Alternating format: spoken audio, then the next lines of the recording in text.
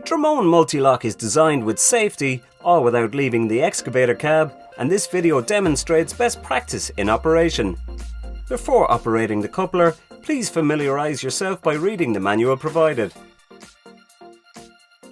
This system uses two independent mechanical locks, and even in the event of complete hydraulic failure, the attachment safely retains. Position the coupler by first extending the bucket cylinder, position the machine arm as shown, then follow the in-cab control panel procedures.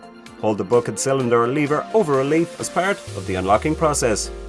The coupler rear engagement hook and front lock arm will now open. Manoeuvre the coupler as shown to line up with the attachment hanger brackets. Pull back the machine dipper arm to allow the coupler to engage onto the attachment. Lower the link end to align the rear pin and engagement hook.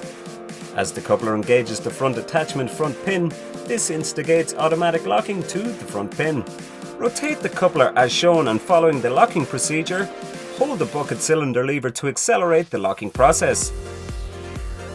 And position as shown to visually confirm engagement and locking of the rear attachment pin.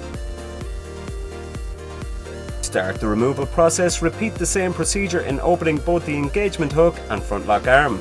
Lower the bucket close to the ground and rotate slowly away from the cab, laying the attachment safely to the ground. The multi-lock is designed with a snap-on front lock feature, allowing for safer positioning of the attachment on the job site and within proximity to the machine. More information regarding this feature can be found in the owner's manual.